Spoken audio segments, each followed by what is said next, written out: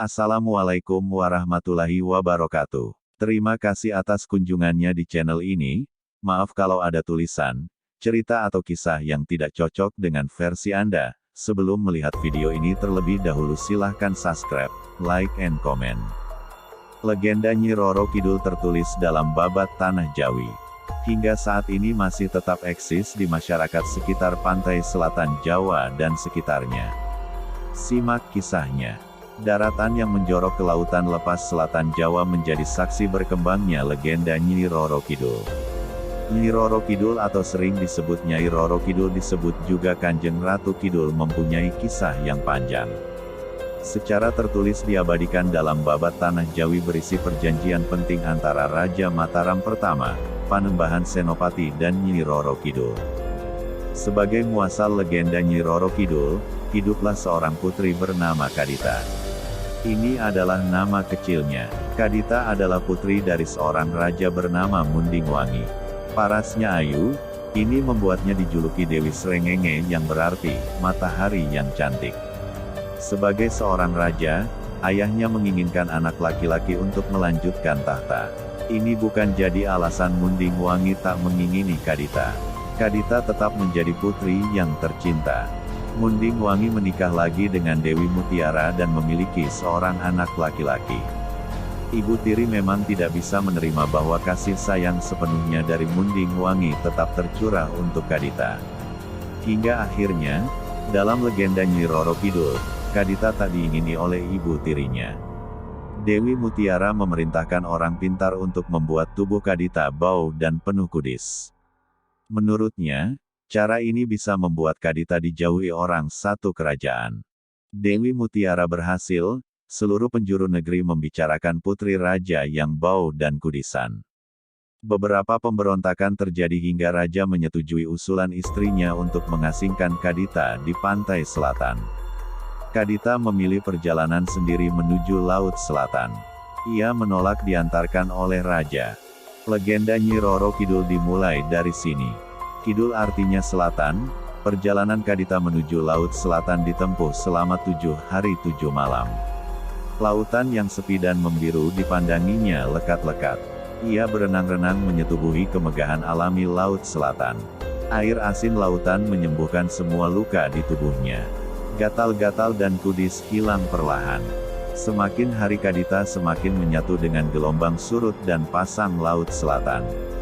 Hingga ia dijuluki Nyi Roro Kidul atau Ratu Pantai Selatan. Legenda Nyi Roro Kidul pun menjadi kepercayaan setiap lapisan masyarakat. Tak hanya sekitar pantai selatan namun hampir seluruh Nusantara mengamini keberadaannya. Raja Mataram pertama, Panembahan Senopati dikisahkan pernah mempunyai perjanjian dengan Nyi Roro Kidul. Saat paceklik dan peperangan terjadi, Kerajaan Mataram tak bisa menanggulangi serangan Kerajaan Pajang. Beliau membuat perjanjian dengan Nyi Roro Kidul untuk selalu menjaga keselamatan rakyatnya. Perjanjian tersebut seolah disetujui.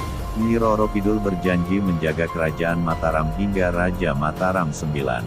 Berdasarkan kepercayaan masyarakat Yogyakarta, pertemuan Raja dan Ratu Kidul berada di pantai Parangkusumo.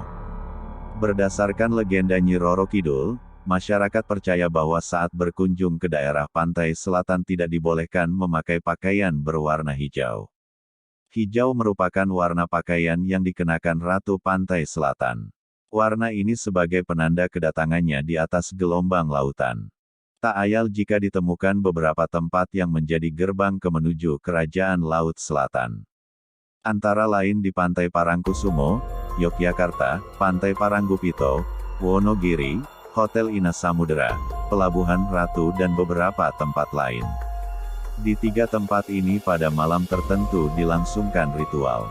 Legenda Nyi Roro Kidul pun berdampingan dengan praktik keseharian masyarakat, seperti ritual, ngalap berkah, atau mencari berkah dari penguasa Laut Selatan. Misteri Nyi Roro Kidul memiliki banyak jalan yang bisa mengantarkan kita ke alamnya dan menemui beliau. Kalau kamu penasaran dan punya nyali kudu tahu deh di mana aja pintu tersebut. Kamu pastinya pernah dengar kisah mengenai Ratu Pantai Selatan yang akrab kita dengar dengan namanya Nyi Roro Kidul. Legendanya emang sudah sangat terkenal dan banyak dikenal di seluruh Indonesia bahkan hingga kancah internasional. Ratu Kidul dan beberapa bawahan jinnya konon dikabarkan tinggal di sebuah kerajaan yang terletak di dasar pantai selatan yang amat dalam. Gak heran kan kalau pantai selatan Pulau Jawa punya nuansa kemistisan yang begitu kental. Konon ada beberapa tempat-tempat yang bisa menjadi penghubung antara beliau dengan alam nyata. Kira-kira di mana saja sih tempat yang bisa menjadi penghubung antara dunia nyata dengan misteri Nyi Roro Kidul? 1. Pantai Parangtritis, di Yogyakarta. Pantai Parangtritis menyimpan banyak legenda tentang penguasa Laut Selatan yang sangat kental terkait misteri Nyi Roro Kidul. Banyak yang percaya bahwa pengunjung dilarang mengenakan pakaian berwarna hijau saat berada di pantai itu.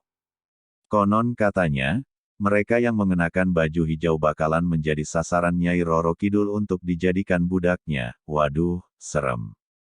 Parangtritis menjadi salah satu destinasi persembahan sesajian di malam satu suro. Dari bibir pantai dengan deburan ombak yang amat deras serta tebing-tebing yang menjulang. 2. Kraton Surakarta Hadiningrat, Jawa Tengah. Gak ada salahnya kalau kamu pergi ke Solo untuk mampir ke Kraton Surakarta Hadiningrat yang memiliki sejuta pesona dengan sentuhan gaya Eropa menghiasi dindingnya. Namun di balik keindahan kraton tersebut terselip juga misteri Nyi Roro Kidul juga. Konon katanya di panggung Sanggabuwana yang berada di dalam kompleks Kraton Surakarta menjadi tempat bercengkrama antara Sultan Surakarta dengan Kanjeng Ratu Kidul. Dikabarkan setiap menemui Raja Surakarta Sang Ratu Kidul menunjukkan perwujudannya menjadi wanita muda yang amat cantik. Bahkan saat memasuki komplek keraton para pengunjung diharuskan melepas alas kaki mereka guna menghargai Ratu Selatan dan Raja Surakarta. Misteri Nyi Roro Kidul memiliki banyak jalan yang bisa mengantarkan kita ke alamnya dan menemui beliau. Kalau kamu penasaran dan punya nyali kudu tahu deh di mana aja pintu tersebut. 3. Pantai Sembukan, Jawa Tengah. Pantai Sembukan yang berada di Jawa Tengah memiliki pesona keindahan alam yang amat menarik untuk dikunjungi. Namun di balik itu semua di sana juga menyimpan cerita terkait misteri Nyi Roro Kidul. Di sana diyakini sebagai salah satu pintu untuk Raja dari Kasunan Surakarta menemui Kanjeng Ratu Kidul. 4. Vihara Kalyanamita, DKI Jakarta. Nampaknya kisah misteri Nyi Roro Kidul juga hadir ke Jakarta pula. Di Vihara Kalyanamita Pekojan, Jakarta Barat, terdapat suatu tempat pemuliaan untuk Nyai Roro Kidul. Dilansir dari situs resmi Vihara Kalyanamita yang terangkum dalam situs detik.com, ruangan yang ada di lantai bawah atau altar Dewa-Dewi Vihara ini, traveler bisa melihat lukisan Kanjeng Ratu lengkap dengan dupa, keris, dan alat sesajen lainnya.